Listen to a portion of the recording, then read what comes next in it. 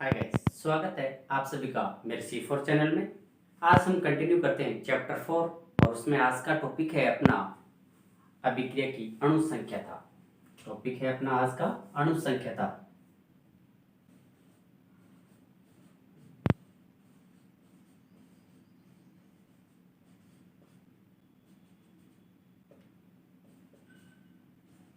अणु संख्याता। अब पहले देखते हैं कि ये अणु संख्याता होती क्या है। तो अणु संख्याता उसकी परिभाषा हम कहें तो कह सकते हैं कि किसी रासायनिक अभिक्रिया में भाग लेने वाले परमाणु, अणु या आयन की कुल संख्या उस अभिक्रिया की क्या कहलाती है? अणु संख्याता कहलाती है। किसी रासायनिक अभिक्रिया में भाग लेने वाले परमाणु, अणु या आयन की कुल संख्या उस अभिक्रिया की क्या कहलाती है? अणु संख्याता कहलाती है। अभिक्रिया में यदि एक अभिकारक भाग ले रहे तो उसको एकाणुक अभिक्रिया कहते हैं, दो ले रहे तो द्विआणुक अभिक्रिया कहते हैं और तीन इसमें भाग ले रहे तो त्रिआणुक अभिक्रियाएं कहते हैं। जैसे अब हम देखते हैं कि अभिक्रिया की अणु संख्याता किस प्रकार से ज्ञात कर सकते हैं। जैसे अपने कि ए से हमने क्या बना दिया? उत्पाद बना दिया। ए से हमने क्या बना दिया? उत्पाद बना दिया। तो इस अभिक्रिया की अणु संख्याता कितनी होगी? इसमें कितने पार्टिसिपेट कर रहे हैं? एक, यानी अणु संख्याता का मान कितना हो गया? इसका एक हो गया।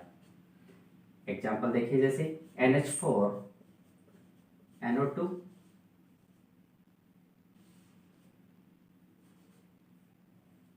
N2 प्लस S2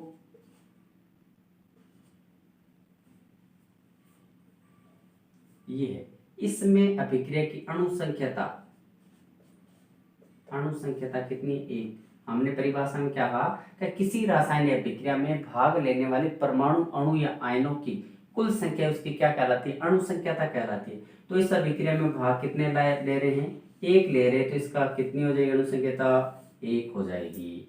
इसी प्रकार क्या होती है, यानी जिसके अंदर अभिक्रिया के अंदर दो अणु या आयन परमाणु भाग लेते हैं तो उसकी अणु संख्याता कितनी होती है? दो होती है। जैसे S2 प्लस I2, इससे हम बना दें 2HI। S2 प्लस I2 से क्या बना दें? 2HI। तो इस अभिक्रिया की अणु संख्याता होगी, वो कितनी होगी? दो होगी। एक और एक कितनी होगी? दो होगी। अणु संख्याता का मान कितना होगा? दो होगा। या हम इस प्रकार से कहते हैं कि 2A से हम क्या बना दें? उत्पाद बना दें, या A प्लस B से हम उत्पाद बना दें। तो इन दोनों ही कंडीशन में जो अणु संख्याता है उसका मान कितना है? दो है। अणु संख्याता का मान कितना आता है? दो आता है।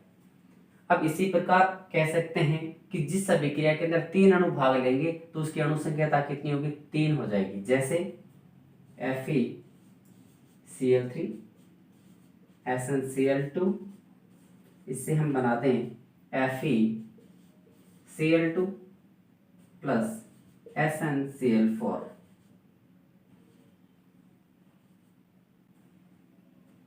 इस अभिक्रिया की अणु संख्याता दो, तो ये हो गया अणु संख्याता, दो तो ये और एक ये, तीन, यानी अणु संख्याता का मान कितना हो गया? तीन हो गया।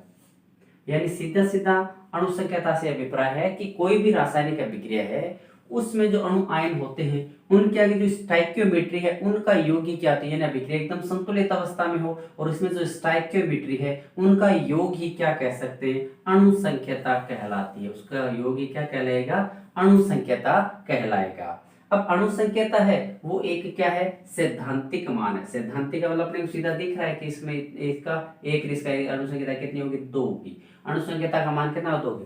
अणु संख्याता का मान कभी भी शून्य नहीं हो सकता है। अणु संख्याता कभी भी शून्य नहीं हो सकती है। यानी अणु संख्याता यदि किसी की शून्य होगी तो वो अभिक्रिया नहीं होगी, तो काम नहीं होगा। इसका मतलब उसकी अणु संख्याता है कभी भी शून्य, यानी कोई भी ऐसी रासायनिक अभिक्रिया नहीं है जिसकी अणु संख्याता क्या हो? शून्य हो और अभिक्रिया संपन्न हो रही है, तो ये पॉसिबल नहीं है। और अणु संख्याता है वो हमेशा क्या होती है? धनात्मक होती है। अणु संख्याता का मान हमेशा किसमें आएगा? पॉजिटिव में आएगा। किसमें आएगा? पॉजिटिव में मान आएगा। अणु संख्याता हमेशा क्या आएगी? पॉजिटिव, यानी अणु होंगे वो पॉजिटिव ही होंगे। नेगेटिव यदि होंगे तो वो अभिक्रिया किस प्रकार संपन्न हो ही नहीं सकती। तो इसलिए अणु संख्याता वो हमेशा किसमें आती है? पॉजिटिव में आती है। अब अणु संख्याता है जो अणु संख्याता है इसके आधार पर हम क्या कर लेते हैं? अभिक्रियाओं को दो भागों में डिवाइडेड कर सकते हैं। अणु संख्याता है इसके आधार पर जो अभिक्रियाएं हैं उनको दो भागों में डिवाइडेड किया जा सकता है। अभिक्रियाओं को प्रकार अभिक्रियाओं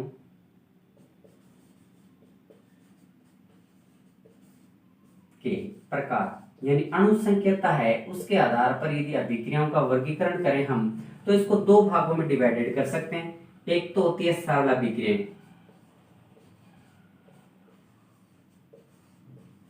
एक तो होती है सरल अभिक्रिया और दूसरी होती है जटिल अभिक्रिया। एक तो होती है सरल अभिक्रिया, दूसरी क्या होती है जटिल अभिक्रिया। सरल अभिक्रिया कौन सी होती है?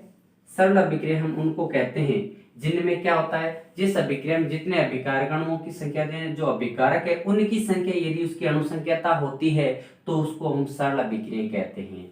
जैसे हम कहते हैं कोई रिएक्शन है, जैसे NH4 NO2 है, इससे हम बना दें N2 प्लस क्या बना दें 2H2O। इस अभिक्रिया में अभिकारकों की संख्या है उतनी क्या इसकी अणुसंख्यता, यानी इसकी अणुसंख्यता का मान कितना आता है? 1 आता है। अणुसंख्यता का मान कितना? 1 है। तो ये क्या होगी? सरल अभिक्रिया होगी।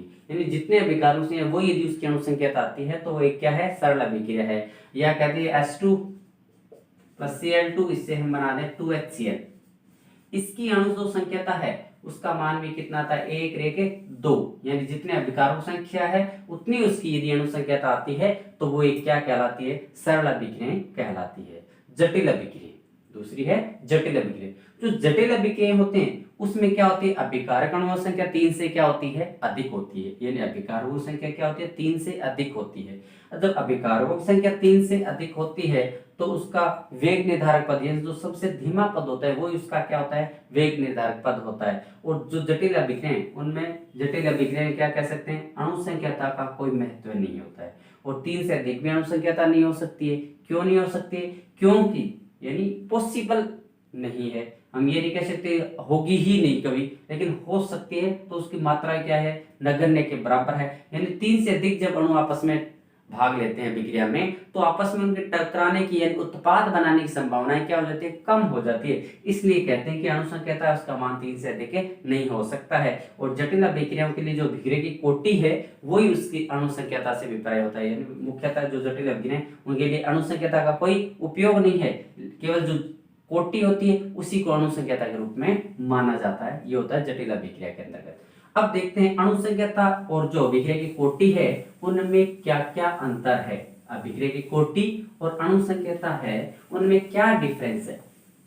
देखते हैं अणुसंख्यता और अभिक्रिया कोटि में अंतर। अणुसंख्यता लिखते हैं एक तरफ,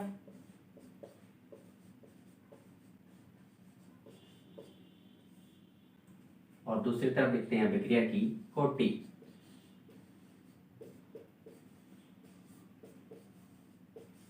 अभिक्रिया की कोटि। अब इन दोनों में डिफरेंस, पहला जो डिफरेंस है ये इनकी परिभाषा का लिख सकते हैं कि इन दोनों की परिभाषाएं दोनों अलग अलग लिख सकते हैं। तो अणुसंख्यता उसकी परिभाषा क्या है कि किसी रासायनिक अभिक्रिया में भाग लेने वाले परमाणु अणु या आयन की कुल संख्या उस अभिक्रिया की क्या कहलाती है? अणुसंख्यता कहलाती है। अभिक्रिया कोटि में लिखें तो क्या लिख सकते हैं? किसी वेग नियम व्यंजक में प्रयुक्त सांद्रता के घातांकों का योग अभिक्रिया की क्या कहलाती है? कोटि कहलाती है। किसी वेग नियम व्यंजक में प्रयुक्त सांद्रता के घातांकों का योग अभिक्रिया की क्या कहलाती है? कोटि कहलाती है। दूसरा अंतर लिखें तो क्या लिख सकते हैं? जो अणुसंख्यता है वो कभी भी शून्य नहीं हो सकती है। अणुसंख्यता है वो कभी भी शून्य नहीं हो सकती है, लेकिन ये क्या हो सकती है? शून्य हो सकती है।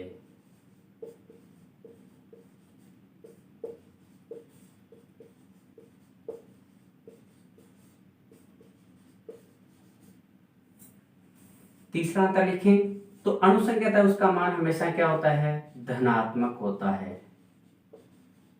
हमेशा मान किस में आएगा? धनात्मक में आएगा।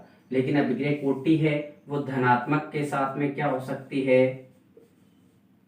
या ऋणात्मक भी हो सकती है। धनात्मक और ऋणात्मक दोनों ही हो सकती है, यानी दोनों ही पॉसिबल है कि ऋणात्मक अभिक्रिया कोटि भी आए और धनात्मक भी आए। चौथा जो डिफरेंस है वो लिख सकते हैं, अणुसंख्यता है उसका मान क्या होता है? पूर्णांक में होता है। अभिक्रिया की जो अणुसंख्यता है उसको किस में लिखते हैं? पूर्णांक में मान आता है इसका, यानी इसका पूर्णांक में मान है तो यानी 1 2 3 तक क्या हो सकता है? पॉसिबल। लेकिन इसका मान क्या है? पूर्णांक के साथ साथ में क्या हो सकता है, भिन्नात्मक भी आ सकता है, यानी पूर्णांक और भिन्नात्मक दोनों ही पॉसिबल होते हैं। तो ये इनके क्या है, मुख्यतः अंतर है विक्रय की कोटि और अनुसंख्यता में। तो ये अपने को क्या रखने हैं, याद है। तो आशा है कि टॉपिक समझ में आया होगा। तो आप मेरे YouTube चैनल को ज़्यादा से ज़्यादा लाइक और सब्सक्राइब करें ताकि अन्य स्टूडेंट को भी इसका क्या मिले, फायदा मिले। इसी आशा के साथ जय हिंद, जय भारत।